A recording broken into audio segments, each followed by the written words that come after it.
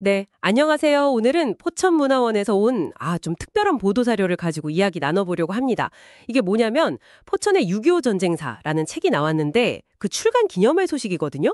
아, 네네. 그 책 말씀이시군요. 네, 근데 이게 그냥 책 나왔다 이런 게 아니고요. 전쟁을 직접 겪으신 분들 14분의 목소리를 담아서 역사를 기록하려는 정말 좀 의미 있는 시도에 대한 이야기예요.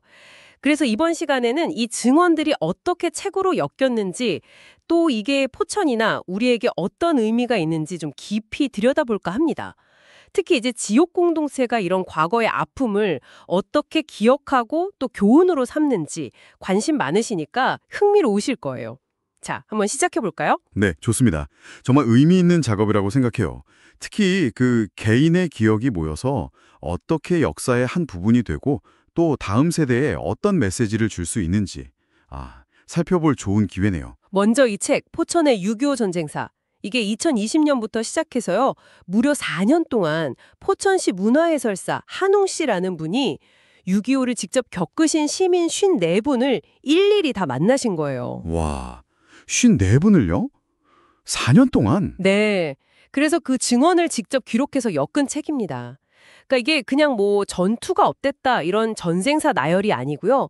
그 속에서 우리 민간인들이 겪었던 그 참상, 뭐 피난길의 고통, 또 살아남기 위한 몸부림, 그리고 그 와중에도 희망이나 평화에 대한 생각들, 이런 것들이 담겨 있다는 게 중요하죠. 그렇죠. 그게 핵심이죠. 네, 바로 오늘 6월 20일에 포천문화원 대강당에서 출간 기념회도 열렸다고 하고요. 여기서 사실 주목할 점은 전쟁을 직접 경험하신 세대가 이제 점점 아시잖아요. 줄어들고 계시잖아요.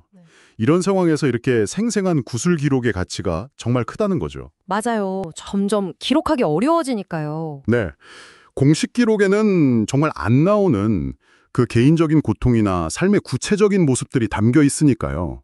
이건 단순 자료를 넘어서서 뭐랄까.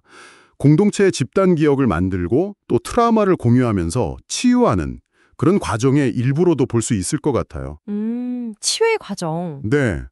특히 이게 포천시랑 시의회가 후원한 2025 포천문화원 향토사료 연구사업의 일환이라는 점, 이것도 중요해요. 그러니까 지역사회가 이런 기억 보존의 중요성을 알고 지원했다는 뜻이니까요. 아, 그렇군요. 공공에서도 인식을 하고 있다는 거네요. 그 기념회 현장 분위기도 좀 남달랐다고 들었어요. 그냥 책 나왔다고 축하하는 그런 자리가 아니라 어땠는데요? 증언을 남기신 어르신들, 또 그 가족분들, 지역 인사들, 시민들, 심지어 젊은 세대 학생들까지 꽤 많이 왔다고 해요. 정말요? 학생들이요? 네, 그래서 서로 막 손을 잡고 그런 모습이 인상적이었다고 하더라고요. 참석하신 어르신들은 당신들 이야기가 이렇게 기록으로 남아서 후세에 전해질 수 있다는 것에 굉장히 안도하시고 또 감격하셨다고 하고요.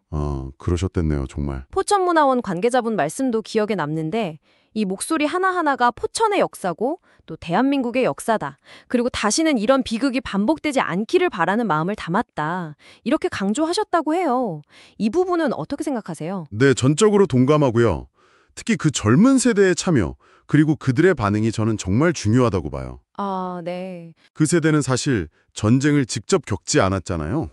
뭐 책이나 영화로만 봤을 텐데 이 책을 통해서 할아버지 할머니 세대의 그 실제 경험, 고통을 좀 더 생생하게 느끼고 평화가 정말 소중하구나. 이걸 가슴으로 깨닫는 계기가 되지 않았을까? 그렇죠. 간접 경험과는 완전히 다르겠죠? 네. 이게 바로 이 책과 기념회가 가진 중요한 사회적 기능이라고 생각해요. 과거의 기록이 그냥 박물관에 있는 유물이 아니라 현재를 살아가는 우리에게 살아있는 교훈이 되고 또 미래를 위한 평화와 상생의 다짐으로 이어지는 거죠. 미래를 위한 다짐. 네.